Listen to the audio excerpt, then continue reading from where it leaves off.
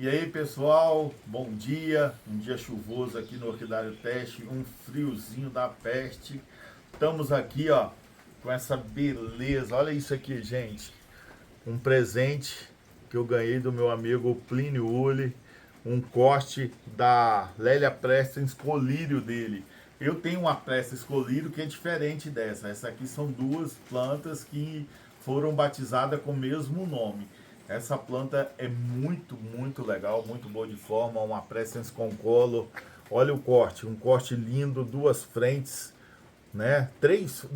Duas frentes, uma já está aberta, a outra ainda vai abrir, mas a gente vai deixar aqui só para filmar, depois a gente vai tirar as flores porque é um corte, um presente maravilhoso que eu ganhei ontem.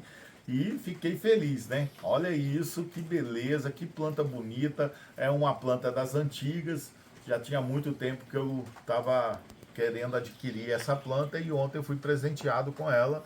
Muito bonita, uma planta legal, muito interessante, que a gente depois vai até mostrar a nossa aqui também, que é a nossa Presens colírio Concolor.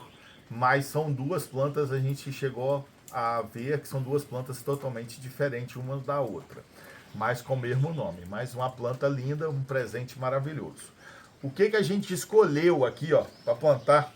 Eu fiz esse arranjo para adiantar. Olha o arranjo, cara. É uma peça de peroba aqui embaixo, a base. Isso aqui é uma raiz de camará. Ela estava o centro meio debilitado. Eu coloquei o motosserra, dei uma limpeza. Olha que legal que ficou, né? Aqui a gente vai plantar essa planta, que essa planta aqui se transforme numa toceira, como é um presente, não é uma planta para ser negociada, viu galera? É uma planta que vai para a nossa coleção, vai ser uma das nossas matrizes, porque dá belos resultados essa planta. O que eu vou fazer aqui, só mesmo para dar uma melhorada nesse arranjo, furadeira, e vamos fazer alguns furos para aumentar a drenagem e a aeração do substrato aqui dentro desse oco, vamos dizer assim, né? A gente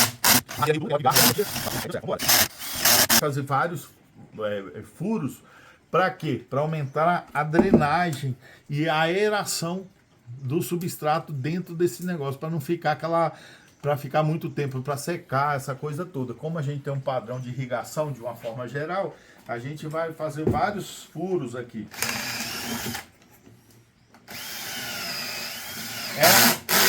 É uma madeira muito dura mesmo, tem que tomar cuidado na hora de fazer os furos, mas fica muito bonita e uma resistência muito grande à água, né? Então ela vai ficar aqui por vários anos esse arranjo.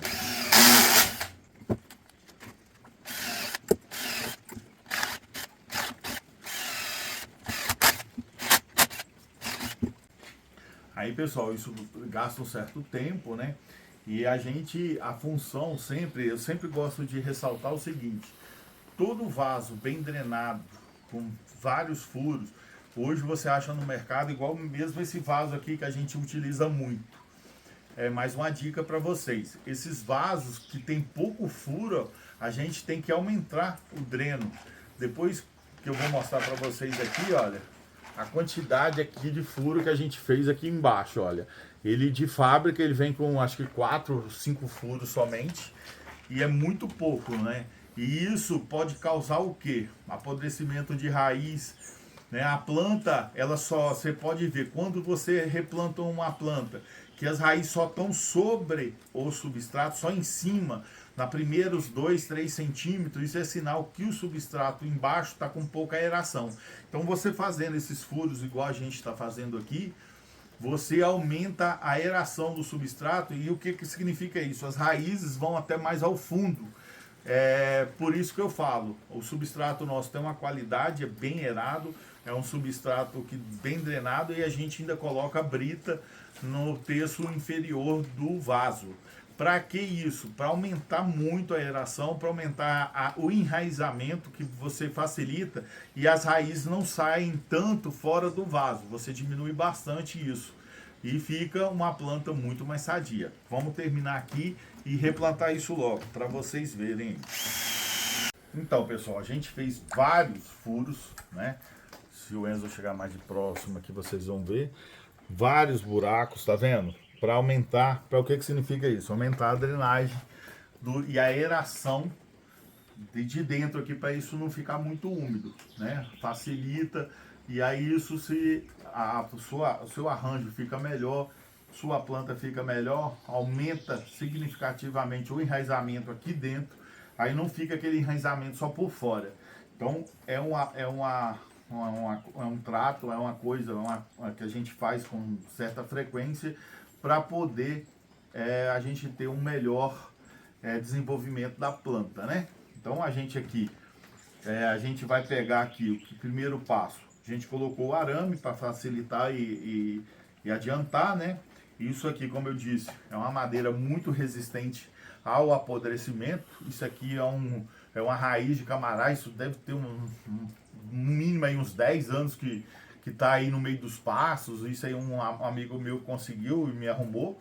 E aí a gente está fazendo esse arranjo, que é um pedido aí de várias pessoas, que tem bastante tempo que a gente não faz um arranjo. E aí eu resolvi, como eu ganhei essa planta, é uma planta que não é para negócio, a gente vai plantar ela aqui. Agora, para plantar, o primeiro passo, a gente vai colocar a brita, né? Muita gente pode perguntar, Fábio, tem necessidade aí por causa da madeira? Eu acho legal, interessante, porque a brita tem uma resistência muito grande, né? Não apodrece e dá um aeramento melhor ao seu conjunto aqui. A gente vai pegar, né? Vai colocar uma quantidade de brita aí, igual aqui, ó.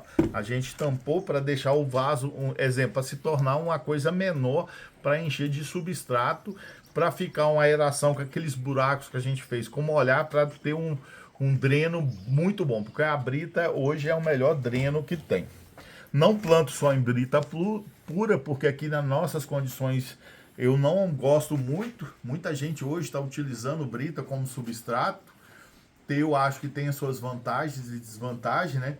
A maior vantagem é que não decompõe, né? É uma substância inerte, vamos dizer assim, ou praticamente inerte.